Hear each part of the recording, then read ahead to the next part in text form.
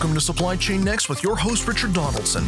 Join us as we explore the ongoing evolution of supply chain, from the challenges professionals face every day to the ongoing digital transformation of the entire value network. All right, welcome to the next episode of Supply Chain Next, and I am beyond thrilled here to have a colleague, friend, global participant in the conversation of all things supply chain, Mr. Tom Raftery, out of Spain here. And good morning, good afternoon, good evening, sir. Hey, Richard, how are you doing? It's it is. It's afternoon here now. It's my 4 p.m. So I guess if you are East Coast, it's your 10 a.m. That's correct. A little bit further west in the mountain kind of time frame, but close enough. 8, yeah, right. Okay. We got North America, Europe, the whole thing. But yes, it's a global conversations to be had. Appreciate you jumping on. It's and especially in Spain, man. I mean, it's siesta time or just coming out of siesta time. I'd literally just finished lunch. So 4 p.m. I literally just got up from the lunch table, made a quick cup of coffee so that I could join you on the podcast. Fantastic. Well, now, and again, accent kind of belays a little bit. You're not obviously Spanish. So one of the things... accent or was it the tan? It's very confusing. People listening to this overall demeanor, man. Won't get it, but I'm blue-eyed, red-haired, pasty skinned, definitely not looking nor sounding. Yeah. No, I'm originally from Ireland, originally from Cork on the south coast of Ireland. Say your 21 and me is not going to have a lot of Spanish influence, I don't think. But regardless, actually, I did that. It's very funny. I did that, and yeah. I am. So it says my DNA is 99.5% Irish, and that can you be 99.5%? That half percent, apparently 6 generations back, there's a Spaniard in my mix. Oh my goodness. No idea where that came from, but apparently 6 generations back, I've got some Spanish DNA, and then I ended up living in Spain. It's a bizarre coincidence. I've been here since 2000. Are there really coincidences? Because this is actually leads me to my question. And you had mentioned this, you're just having a cup of coffee, you just had lunch, literally at probably 3 in the afternoon, which then leads right into the one thing about Spain that I've never fully understood is how that country, as a culture, eats at midnight dinner. Right. And that's so normal. So how have you adjusted to that now that you live there? Very easy. I mean, I just slot it in. Your appetite just runs with it once you're here a while. Right. So generally, we have lunch typically 3:30 p.m. in the afternoon. And then we have our evening meal around 10 p.m. And so we finish evening meal, maybe 10:30. The kids get up from the table, brush their teeth, and go straight to bed. You know, it's coming from Ireland, where I used to have my evening meal at 6 p.m. It's a little bit weird, but not now. Not now. It's just completely the norm. You know, I actually don't get hungry. I don't have a breakfast, so the first bite of food I have in the day is at 3:30 p.m. Jeez. And the thing that fascinates me, and that we're going to get into the substance of supply chain, but it's patterns, right? And I say this because Spain, in the context of patterns, has this very unique eating pattern that is truly unique. I know of, and you're a global traveler, I literally know of no other country in the world that's like Spain. I don't even think Portugal's like Spain in that sense. Portugal isn't, no. It is odd. I don't know why. You could say it has something to do with the temperature, but there are lots of other hot countries as well. And Portugal is right next door and doesn't have the same kind of tradition. I don't know where it comes from, but, that's how it is, I guess. I mean, I went from here to an event in Mannheim in Germany a couple of years ago, I remember. And they had lunch at 11:30 in the morning. And for someone who's used to having lunch at 3:30 in the afternoon, I was still digesting breakfast. Oh, my goodness.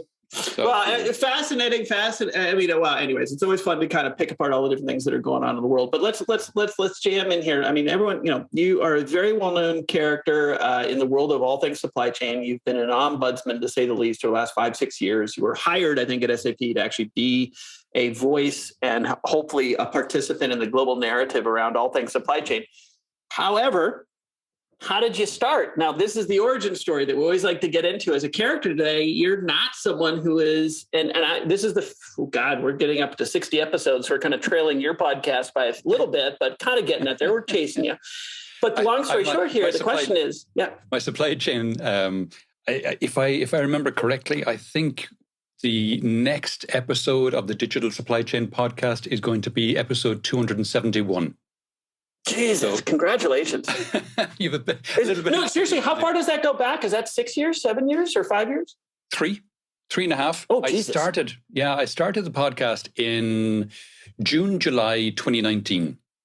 Mm-hmm. And at the time, I was doing a ridiculous amount of travel, as you know, we all were pre-pandemic. And I was managing to push out 2 episodes a month. And then, of course, shutters came down on the travel in February, March 2020. And I decided I needed to pivot because I wasn't going to be traveling. So I upgraded my home kit for audio and video and started pushing out 2 episodes of that podcast a week. So I do Monday and Friday, I push out a new episode of the Supply Chain podcast. And I have a climate podcast as well, Climate 21 it's called. And I push out a new episode of that every Wednesday. And that's on about episode number 90 at this point. So, yeah, I'm keeping busy. Well, that's, you know what? And I'm going to shift gears. It's like all things, these conversations, you never know where they're going to lead. But you triggered me a little bit to ask you, as now a truly kind of experienced podcaster, right? And it's a relatively new media that we're still kind of figuring out how to use it, where to use it, what's it actually useful for, right? Yep. You've got a very interesting perspective. I mean, look, just for a second, let's reflect for it. You know, you look back on all those episodes and podcasting, and as a means to, well, first let me start with a very general question. When you started podcasting, what was the problem you were trying to solve?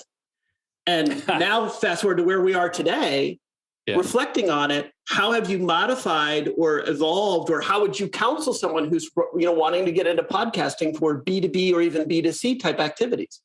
Sure. So I first got into podcasting back in 2005, 2006, I want to say.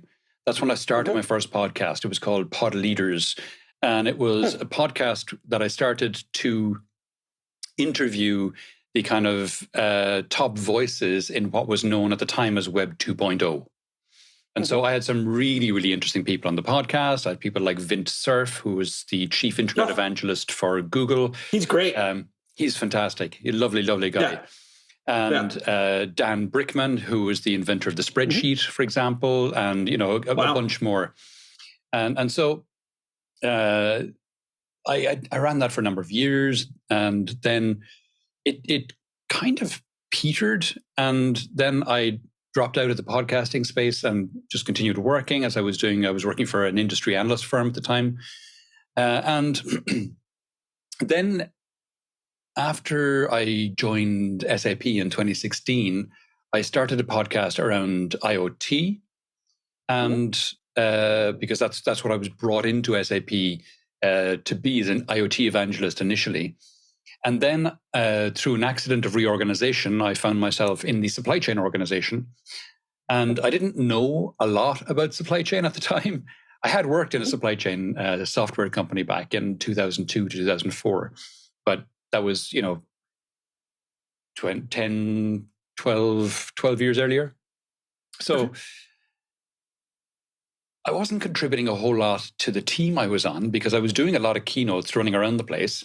And I was a little bit concerned that if I wasn't contributing to the team, it wasn't very sustainable from a job security perspective.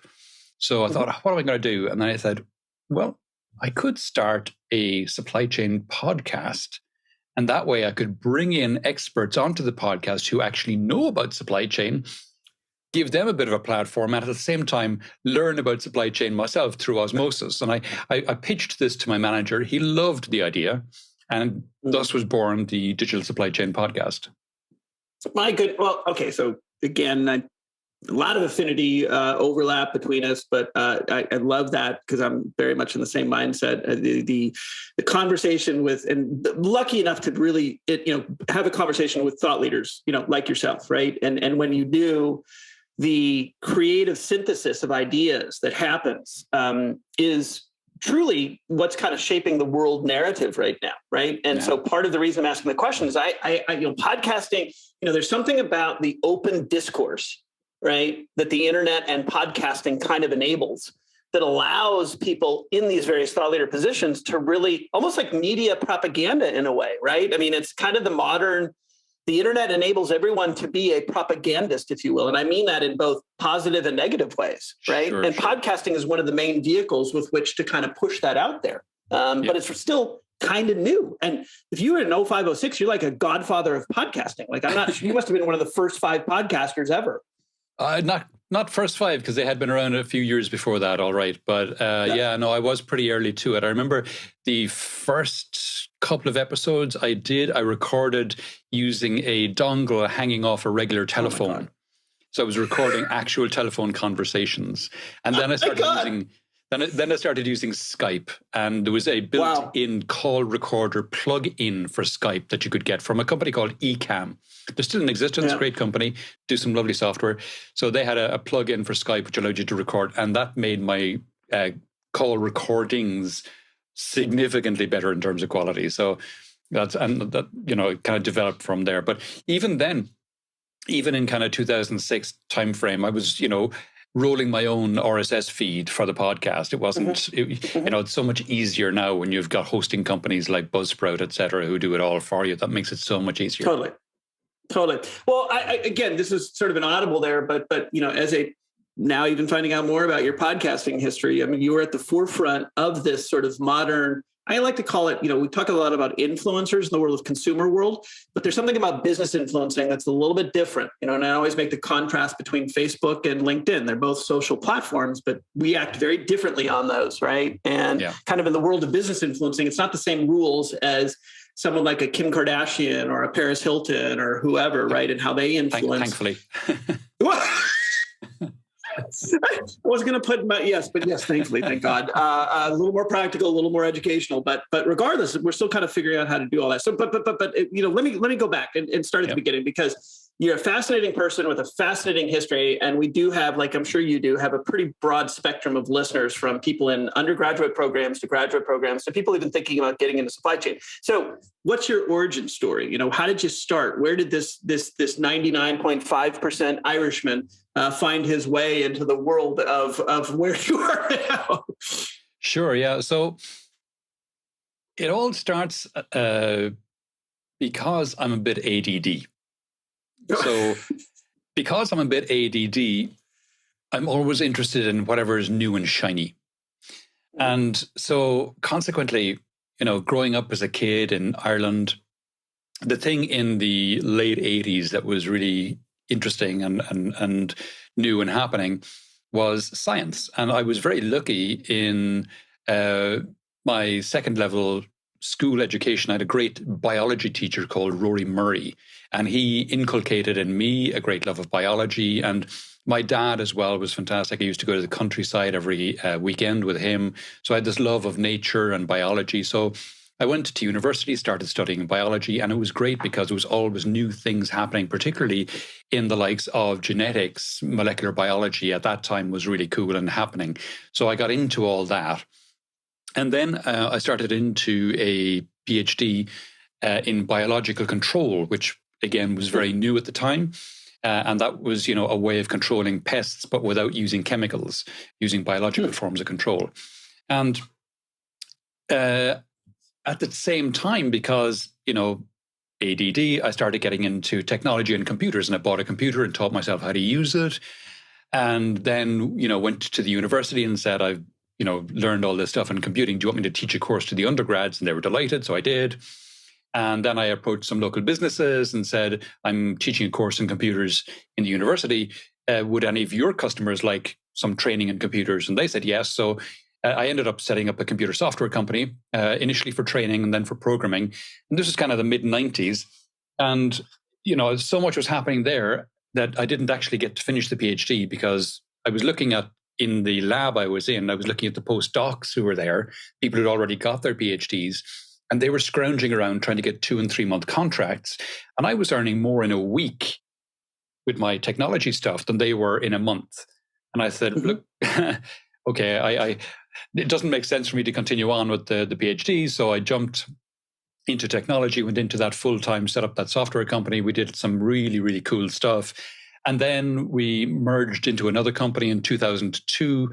This was the company that was doing the supply chain software. So I went in as CTO, brought the development team with me, and we started transitioning what they were doing. And so, I chased the whole technology thing, and it was always bleeding edge stuff. So like in the late 90s, we created a game for mobile phones, and we sold it to the local, at the time, Aircell was the local mobile phone provider in Ireland. We sold it to them. And it was, late 90s, mobile phone games was unheard of. And this was really, really early stuff. It was on one of those, the kind of banana phone that they had in the Matrix movie, the one, the Nokia one, which the thing, the thing came down. So, and then I went in as CTO, stayed there for 2 years, dropped out in 2004 to start up a social media consultancy. So again, you can see social media consultancy, 2004, really early. So very ADD, always looking for what's, flashy and interesting and happening and what's new. So ran the social media consultancy from 2004 to 2008. And at the same time, 2006, I myself and two friends co-founded a data center, and we made it a hyper energy efficient data center. And we open sourced the development of it because I had the whole social media thing. We open sourced it using blogs and Flickr and video and all that kind of stuff. And so that got me a name very much in the green energy space. And so then in 2008, I came here to Spain, moved here to Spain for personal rather than professional reasons. So I was looking for a job at the time which would allow me to work remotely through English because I didn't speak Spanish. And so I went to social media. And what I mean by that is I went to LinkedIn. And at the time, this was early 2008, I had I had more than 500, about 550 contacts on LinkedIn. Because I was very early into LinkedIn. And I cherry-picked about 80 of those and sent them a mail from within LinkedIn. At the time, you could do that very easily to a big bunch of people. So I sent a mail to them saying, as you know, I'm moving to Spain next month. Now, most of them had no idea I was moving to Spain next month. But the 80 I picked were very, very high level. And they were people who I had on the podcast. So they were very senior with fabulous connections, like Dan Bricklin, and Vince Cerf and a whole bunch of those. And I said, as you know, I'm moving to Spain next month. I don't have anything lined up. What would be really, really useful would be if you would leave a recommendation for me on my LinkedIn profile. That was the ask. So I got 25 phenomenal recommendations from these really senior people, and I got 4 job offers out of it as well. Wow. Directly from that. And I actually went with a 5th one afterwards, but with RedMonk to become an industry analyst. And I led RedMonk's arm that was looking into energy and sustainability, and we termed it GreenMonk, and I led that then for 7 years. So there's a common thread here, clearly, and that's one of not only seeing kind of where patterns and kind of system level thinking, kind of seeing where things are kind of headed or connecting the dots, as people like to say. Yeah. But there's a clear education evangelist type function from even coming out of school, it sounds like, with PhD, converting into educating people about computers to turning that into work. I mean, you've always kind of been kind of heralding, if you will, kind of what's coming on the technology horizon. Is that fair to say? Yeah, it is. I mean, even within SAP, I termed myself a futurist because what I was doing very much was I was looking and saying, okay, in this particular area, let's say automotive, for example, okay, in automotive, this is where it was 5 years ago, 10 years ago. This is where it is today. So therefore, in 5-10 years' time, it's going to be over there doing this. And so, I'm always drawing those kind of trend lines, looking at what was, what is, and therefore what will be. And, I like seeing those patterns, seeing where things are going, and then telling people that they're going there and why. So a lot of what I was doing as an evangelist in SAP was I was drawing these conclusions, writing these up, doing presentations for for our customers, for SAP's customers, for the partner organization as well. So I'd be talking to lots of the leadership teams of partners, and for internal as well. So talking to teams within SAP, a lot of them would be product development teams, and I'd be telling them, well, look, in this kind of sector or in this kind of market, this is where things are headed to. So you need to be aware of that for the products you're developing for the next 5 years. So on that, because you bring up Vince Cerf, I've had the pleasure of meeting him. I've never had him on a podcast, but I chatted with him more at the Nanon kind of thing, sort of his kind of core, obviously, TCP/IP kind of protocols, building up the internet, whatever. And just he's just such a fabulous person. But lovely, yeah. But you make me think when you start thinking about all this futurist stuff is the one that comes to mind is Kurzweil, Ray Kurzweil, right? I think he's at Google too. Yeah. You must have crossed paths with him at some point because he's got all the books out there and whatnot. That's right. And I've read a bunch of his books, but I actually haven't. I haven't met him. Oh. Yeah. No, I mean, I've come across all his stuff. I've read his books, but I've never met the man. No, I would love to. Okay. Yeah, well, I was going to say you're right there. You're extolling the same things that he is very famous for. You're right there too. But I mean, it's just kind of seeing where the puck's headed in the next 10 years. Not many people are doing that. Well, I tend to look at a 5 to 10 year horizon, which is very straightforward, very easy to do. He tends to look at a 20 to 30 year horizon, which is a whole nother skill set entirely. And the kind of stuff he comes out with kind of blows your mind. But then you look back at some of the stuff that he was saying 20, 30 years ago, and you've seen a lot of it come to pass, and you go, wow, his track record. Yeah, well, this. I mean, again, I immediately start thinking about the Foundation series and Harry Seldon, and Yeah. If you haven't watched it on Apple, I mean, read it. It's one of the best sci-fi books ever. It's great. The whole concept of regression analysis as predictive future capabilities, right? I mean, that's the heart of it, right? Yeah. So clearly, and again, you're out there, but then you moved into supply chain at SAP, as you just talked about, right? And that's how, I mean, again, I'm looking at the trends here, the whatever you want to call these mega trends, right? You're kind of coming out of school. And by the way, you and I are very close to the same age. So I feel an affinity. I mean, I remember programming on my Apple IIc in the late, mid 80s, right? And it was exciting to be able to make the thing go across the screen, right? Like you did your little 10-step functions, your line functions. And then I remember the first instant message, in my computer room at school, an undergraduate in 91. And I thought that was like, oh my God, like this is a big deal. But you jumped into technology because that was a big deal. And then within technology, you found yourself in data centers, which is also kind of a big deal. And I know a little bit about that as well. And then you kind of moved in, then you segued into supply chain. Again, all of these are massive megatrends that, really were giant tidal waves of activity, right? So I want to focus a little bit more on the supply chain side of it. Like as you kind of drew into it, and your timing was again, oddly on point, fortuitous, right? Yeah, right. But now kind of where you're sitting, where you are now, looking back on the last 6 or 7 years, what are your thoughts on, a couple things. One, why is supply chain now all of a sudden digitizing? And then what does it mean to digitize the supply chain? Because those are very basic questions that are still kind of being formed, I believe. Yeah. No, very true. It's funny how supply chain has changed so much in just the last 3 years.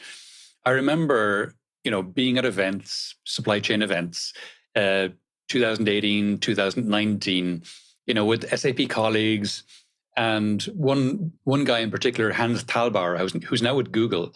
I remember him giving talks about supply chain disruption and supply chain resilience.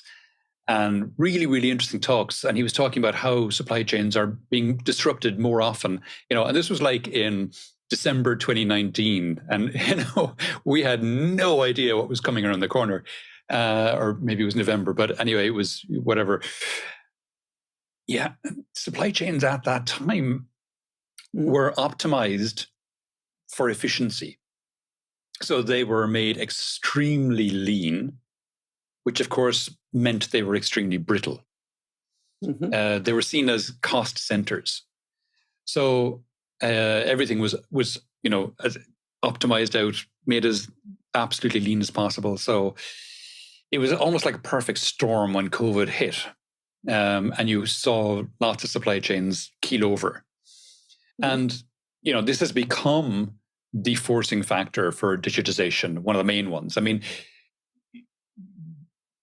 everyone was talking about digitizing supply chain before then and how important it was, but there was no burning platform.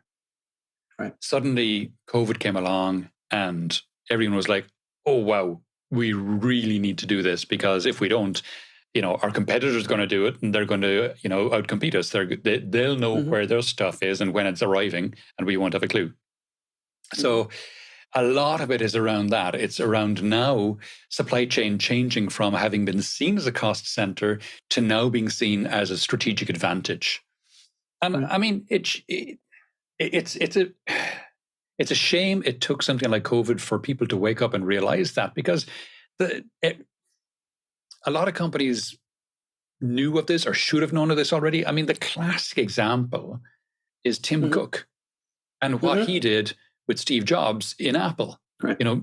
Before he was CEO, he made their supply chain the best supply chain in the world, arguably, and he brought Apple back from relative obscurity to being one of the most efficient supply chain companies in the world. And that was down to Tim, and it's how he then became subsequently the CEO after Steve resigned and then subsequently died. So supply chain has always been incredibly important, but it wasn't recognized very much, not widely enough as so. And going forward, it is going to be, because we're heading into more and more disruption. I mean, we've got the war right now in Ukraine with Russia invading, but we also have climate change, and that's not going away anytime soon. And that's going to require, the fight against climate change is going to require enormous systemic changes globally. And if you just look at what our climate has been like, the last 8 years have been the hottest 8 years on record, which means highly likely the next 8 years are going to be the hottest 8 years on record, as the temperature goes up and up and up and up year on year on year on year.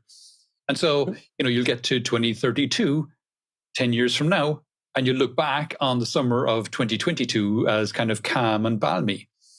And we saw the kind of wildfires and droughts and floods and famine that have come as a result of the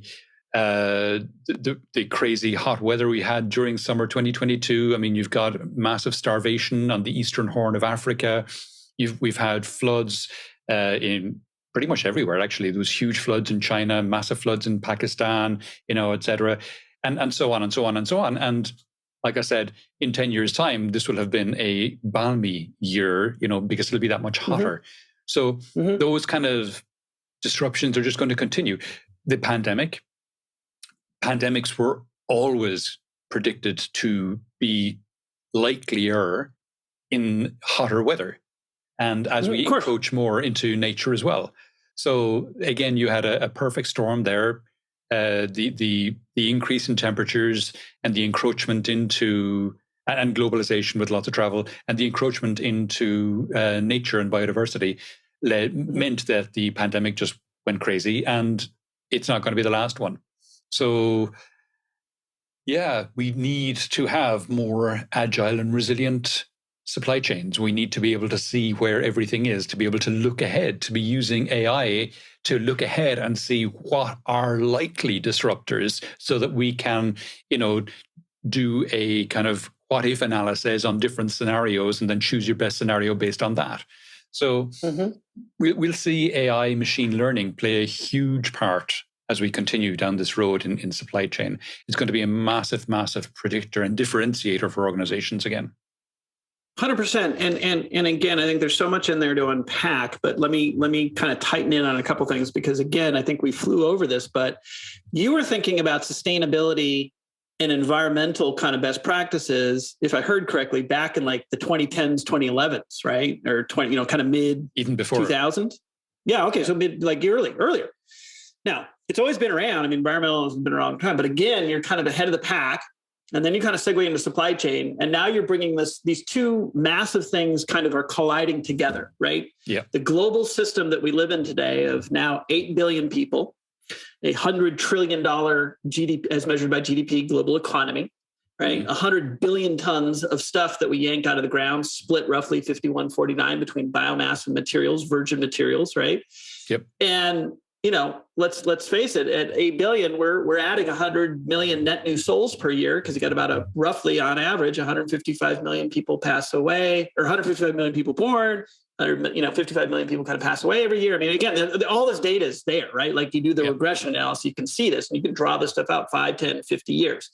But the convergence of supply chain and environmental best practices, and I'm kind of going to lead the witness here a little bit, kind of leads to, I believe, circularity, because of course you and I have engaged in this publicly in the world of LinkedIn, but that's also seemingly like supply chain's big, digitization of supply chain, transparency, and all the things that you're talking about are going to lead us to the inescapable conclusion, which is we waste too much stuff as is. We have way too much stuff we've already, that's sitting out there that we can use, reuse, remake, refashion, redo and other things. But that seems to me also kind of colliding right now, circularity and supply chain digitization. How you view it? Because you're the futures. How do you see that kind of playing out over the course of the decade here? Yeah, no, absolutely. I think it's a no-brainer that we need to go completely circular. I mean, that's just, we live in a resource-constrained world with, as you said, 8 billion people. We would need 2.5 of our current planets to support the current lifestyle and way of extracting that we have. But we have more than enough on the planet to sustain us if we use it wisely. Totally. Yeah. So the issue is we've been doing the take, make, waste model where, we dig it out of the ground, we make something with it, and then we throw it away. Yep. And that's just crazy. So like I said, that's not sustainable in the traditional sense of sustainable, not sustainability. But so what we need to do, and what we're starting to see happen in one or two industries, but it has to become widespread, is that we digitize the manufacture of everything, and such that we know every single component of everything that's manufactured and what that component itself has been made of. So bills of materials for absolutely everything, unique identifiers for everything, so that those bills of materials can follow those parts through their life, right through to end of life. And so you can get to disassembly and see you have all these individual parts, and then you can break out all those individual parts, what they were individually made of, and then you can direct them back into reuse or recycling, preferably reuse, if not recycling. And then when you go to recycle them, you know exactly what it is they're made of and what can be made from them. So, it's not it's not technically difficult to do. That's straightforward enough to do. It's just we need to do it, need to roll up our sleeves and actually do it. It is starting to happen. I mean, I don't know if you've heard of an organization called Catena X. Some of your listeners might not have. So Catena X is an organization which... That's with a K, right? Catena? No, with a C. C-A-T-E-N-A. It is Catena. Okay. Yeah. Got it. Yep. Dash X. And so it's an organization of most of the large automotive manufacturers and their major suppliers. And they're coming together to build this platform where they do exactly that. They digitize everything, and they have a common standard so they can all talk to each other. And they're very careful not to share competitive stuff. And they can say exactly who gets to see what. But everything is digitized, and they're using common standards, common agreed standards to do it, so that they can digitize everything right the way through all the bills of manufacturing, right the way through, such that at end of life, everything can be taken apart and reused. Now, here's a radical thing. As you're going through that, I'm going to bring Vint Cerf into what you just talked about. Meaning, as I look at this, and I had not heard of that, and looking at this right now, CATENA-X, right? That absolutely is the open source network development of the supply chain. And where I'm headed with this is, because you talked about individual assets having individual IDs being trackable. This is the digital twinning of the whole thing, right? Yep. Well, there's something that I think is analogous, and I'm going to go to Vint here, which is the formation and creation of the internet pathways and routing structure is an open source network that is moving packets. It could be analogous to assets that is moved around that network. And it's a coalition of collaboration across enterprises, but it's still kind of managed in an open way. And as I sit there and look at Katana, I'm like, holy shit, that's just a nano group right there. Fair. Right? Yeah. And so I'm kind of wondering, because you and I share similar backgrounds, and like you build the very basic structures of the internet. You remember that, which led you to data centers. And I also did the same thing. But there's lessons to be learned in that network, those network principles and development and standards and protocols that could be applied to the development of the digitized, because the supply chain is just one giant ass network. Correct. Yeah. Right. And we're moving these assets through it. But not one person can do it. Right. I mean, this is where historically individual companies thought they had their own supply chains. Correct.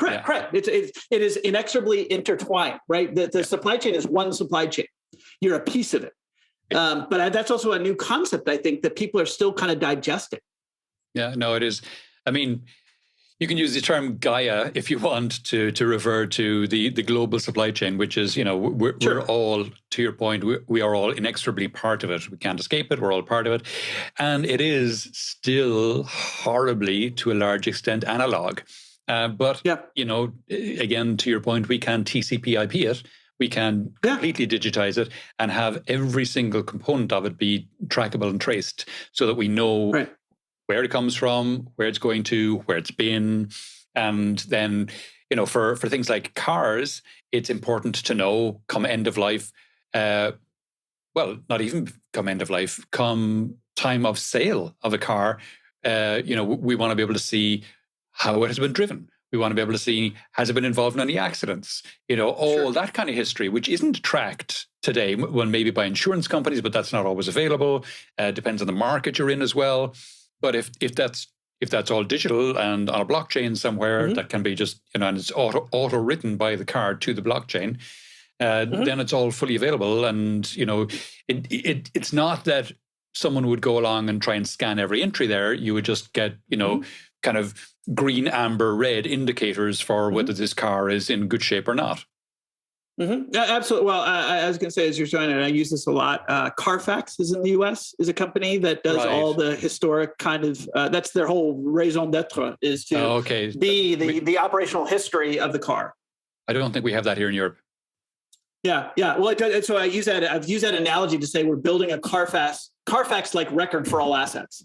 Right. Yes. Perfect. That's what we need to be able to digest. And then also there's a whole point in procurement. And I think you also touched on this, which is procurement has always been about cost, right? I mean, of course, right. But as a strategic initiative, procurement now has to rethink through how not only am I procuring this thing, but how am I disassembling this at the end of my useful life? And also monetizing that disassembly and resale back into the circular economy. That is whiteboard material right now for procurement teams. Yeah.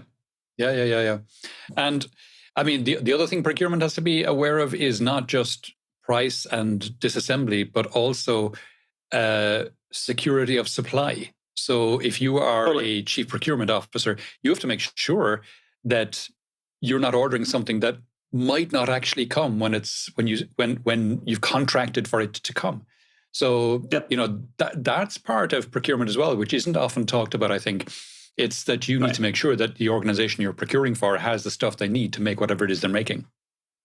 Which then brings back the circular notion, because there's enough material sitting out there. I mean, where are the constraints typically associated with our linear supply chain? It's with natural disasters in, resources that we're yanking out of the ground, floods, whatever, right? Hurricanes. I mean, I remember when there was a chip shortage in Thailand because you had a bunch of floods in Bangkok, 10 years ago, whatever it was. All the world chip shortage happened, right? You had spikes, blah, blah, blah, blah. Well, hell, we got all this material sitting out there to the point. I mean, there's close to 1,000 billion tons, 1 gigaton of excess long-term construction material sitting there waiting to be reused. That we haven't tapped into. So this is circularity all of a sudden becomes a strategic means to de-risk your supply chain. Yeah, I was talking to a woman called Magali Anderson recently. Mm-hmm. She's the chief sustainability officer for a company called Holcim. If you haven't heard of Holcim, they are the largest cement and concrete manufacturer outside of China. And one of the things they're doing in Switzerland, which is where they're headquartered, and it's one of the only countries where they're today allowed to do this, but they're working with governments and the likes of the EU to make it legal to do it in other countries as well. But what they're doing is they're taking material from demolished buildings and using it to create concrete, fresh concrete. And so they're building buildings from demolished buildings. And, that's just one of the ways. They've managed to reduce their carbon footprint 28% in the last few years. Mm-hmm. And they're working hard on getting the other 72% out. That was one of the episodes I had recently on my Climate 21 podcast. It was a really interesting one if people want to check it out. Well, and I think you also touched on it. I've not heard of that company. I appreciate you bringing that up. But again, this is why we have these conversations, right? This is people listening in can go dive in, find out this information. But, I think where credit is due. The cement industry, of all things, is one of the most forward-leaning, circular, environmentally conscious industries out there. And I'm pretty sure most people don't even realize that they've made more advances in how to reuse materials than I think most other industries that I'm aware of. I mean, they're definitely the gold standard in that sense. They're pretty good. Yeah, they are. And one of the really cool initiatives that they have in this Wholesome one that Magali was telling me about is they are working with their customers to sell them less concrete. So someone comes to them and says, we're putting in this floor in this new building and we want 100,000 cubic meters of concrete. They'll say, we'll sell you 30 instead of 100. And we will work with you to design your floor so that it is equally strong and safe, but with 70% reduction in the amount of concrete you need, and therefore 70% savings in terms of your carbon footprint, but you get the same floor with the same strength and the same safety standards as you would have had you done it with your full 100,000. And so they're working with them that way to 70% reduction in the amount of concrete and equally in terms of structural rigidity, structural safety, etc. And they can then, because they're giving them not just the concrete, but the smarts around the design, they're selling IP as well as concrete. So it's, on the podcast, I call it smart concrete. That they're not branding it as that, I'm sure, but it's so they're not selling as much concrete, but they're selling IP as well as concrete. But they're making first, and whereas you again opened up this entire line of thinking here, but there's a lot of innovation in product design that we're just at the very beginning of, right? Because you think about that, this is a product design all of a sudden question, right? Like I have to start thinking about the entire life cycle in how I design this thing, not just sourcing it, assembling it. It's the IKEA. IKEA does a great job of telling me how to build the thing, but I don't have disassembly instructions. And they have to start thinking about that now, right? Because IKEA is buying everything back to reuse it, right? So how do I reverse logistics this thing in a paint by numbers model the same way I do? Whether or not you can build them or not, it's a whole separate question. I can get into that one. That's it's supposed to be easy, but God damn it, you need a PhD in engineering to build some of those things sometimes, right? But there's always that one screw left over at the end. Oh God, and that just makes you like, why is that one screw there? And then you're like waiting for this thing to fall apart, right? But again, you kind of, you bring up this whole, like, there's this confluence of things that are happening here. There's a lot of innovation and just even the beginning of product sourcing and design, right? You're entering, or we're incorporating elements. And I think, again, I was another story of my side, but I was at a conference and I was sitting with the head of, or one of the heads of supply chain at Goodyear Tire. And I did not realize, because I'm like, rubber, how is that not, just recycled all the time? But I didn't realize what they explained was it wasn't the rubber. They can recycle that all day long. But in the construction of the tires, they reinforced that rubber with what I didn't understand. It was metal, almost like rebar in a way, right? Steel bands. And it's the disassembly of that causes them all the challenges. And I'm like, oh my God, just like you, I'm like, well, then the problem you're trying to solve is how do I assemble a tire that has the same properties and reliability and rollability or whatever the hell you measure it with, right? But also assemble it in a way with a material that allows me to disassemble and recycle it, right? Yep. I mean, and then that's literally what their innovation labs are working on right now. Fascinating. Yeah, we're seeing as well the whole encroachment of 3D printing, and that as well. I mean, that I think it was Airbus. Yeah, it was Airbus. Airbus was the first airline which in 2015 flew a commercial airliner which contained a 3D printed part. And oh shit. Yeah, it's as recent as that. Wow. And do you know what part by chance? I'm just very curious. I don't. Yeah, okay, because I mean, if there's the turbine, it's like, holy shit. Yeah, no, it's a 3D printed. It's probably something in the cabin or something like that. I can't remember. Yeah. But the cool thing about the 3D printed parts is they use something like 50% less material and weigh about, I don't know, 10% of what the original part would have weighed. And of course, for every kilo of weight that you save in a plane, you save something like 25,000 tons of CO2 over the lifetime of the plane. Right. Yep. So it makes huge sense to start doing 3D printing of as much, not just parts for planes, but parts for anything, because you're using less material and less weight, which, in anything that moves will require therefore less energy, and you can still get the same structural rigidity and safety. But if you can design it better to be to weigh less, it'll mean less energy to move it, which again will, if it's something like an EV, you'll increase the range of the vehicle. Right. So again, great minds think alike. It's like you were reading my mind, because I did want to slip in a 3D printing question. So you but the context of it is, and again, going to your kind of futurist 5 to 7 year view, 3D printing is clearly on the horizon. It will disrupt supply chain practices, because you're now all of a sudden able to build things, manufacture things in a way that we've never even seen before, right? What other things do you see there's the obvious stuff of digitization and what it's leading to. I mean, I kind of view Katana as also a forecasting of these shared platforms and assembly of the world supply chain as one cohesive supply chain, much like the internet has been built. But that's kind of what we're doing. But on the horizon, are there any other kind of things? I mean, 3D printing is an obvious one, but have you seen in your conversations or travels anything else that you see out there that is as disruptive or, it will happen for sure, like 3D printing? Yeah, I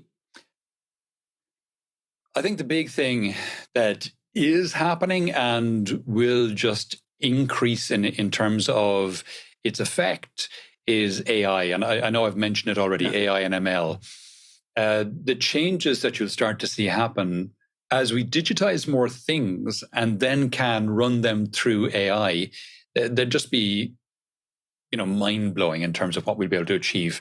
I mentioned earlier the ability of, doing what-if analyses on various different scenarios. I think we will have, I know we have dashboards already, but I think you will have, digital twins of your supply chains.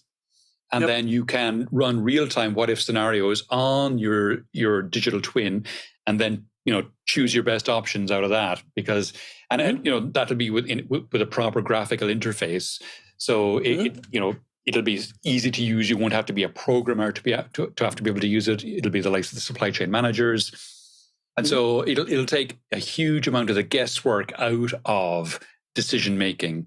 And so supply chains, as a consequence, will become far, far more resilient and able to adapt to very quickly changing situations. It's a combination of not just the AI and the MLs, but also access to data. Because I mentioned I was brought into SAP in 2016 as an IoT evangelist, but everything is going to be digitized. Everything will have that unique ID, and it'll be broadcasting its location. And so everything, you'll be able to know where everything in your supply chain is at any point in time. And so that's too much information for a supply chain manager. So you will need that AI to be monitoring everything that's happening in your supply chain. I mean, we're talking ridiculous amounts of information.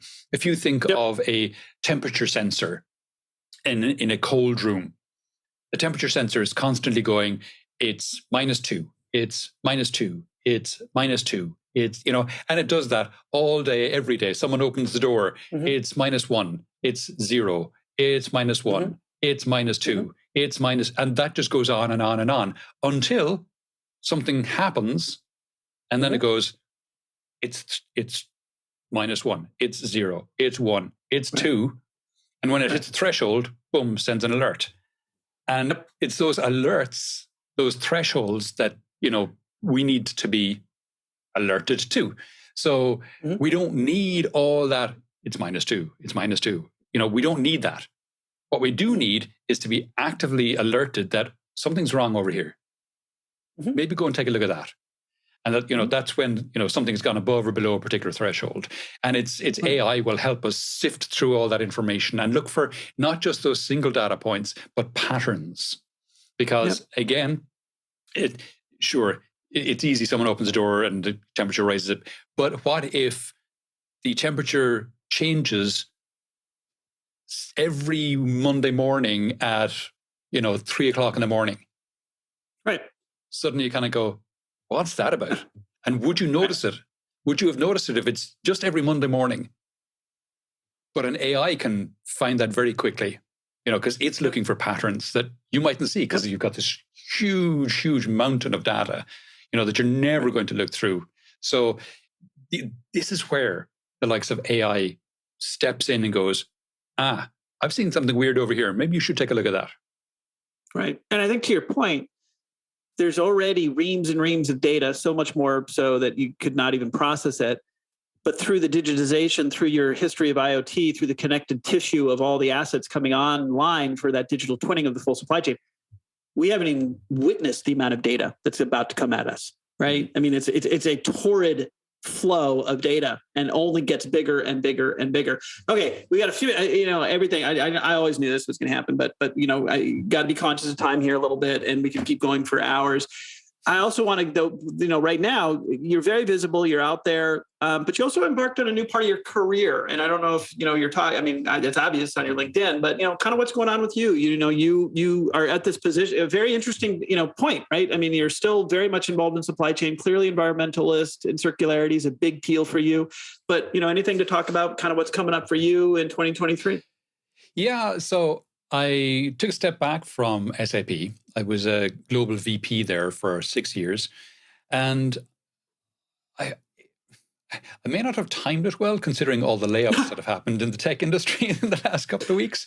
But I wanted to take a break and just step back and look around and see what's available and try a new challenge. And so I'm talking to a number of companies at the moment.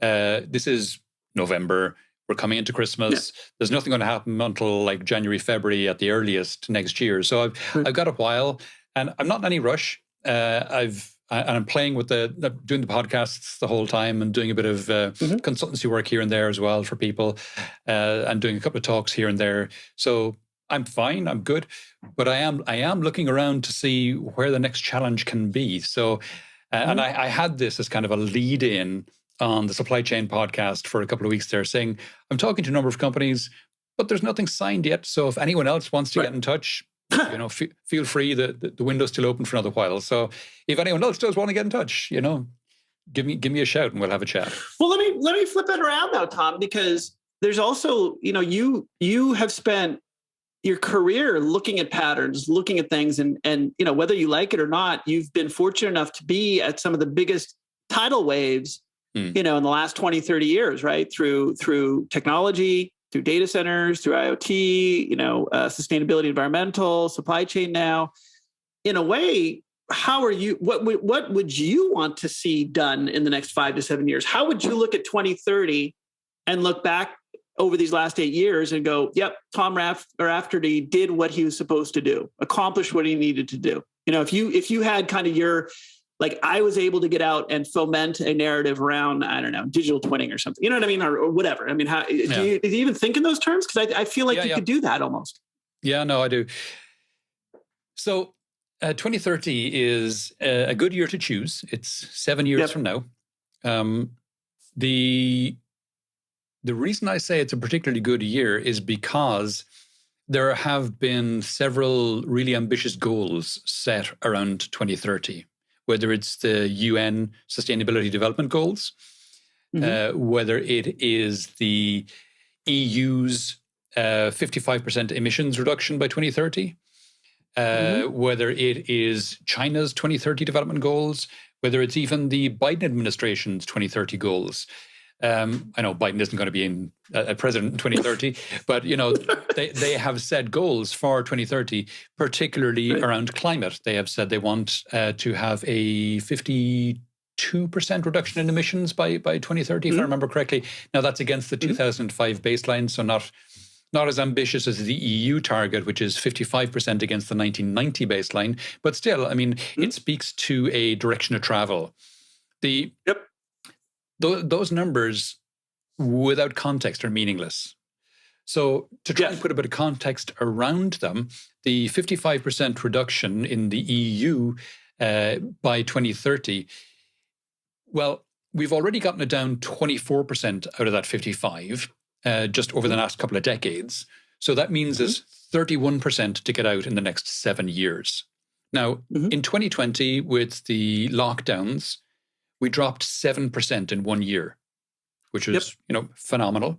But then in 2021, as things opened up, we went back up 5%. So between 2020 and 2021, we had a net reduction of 2%.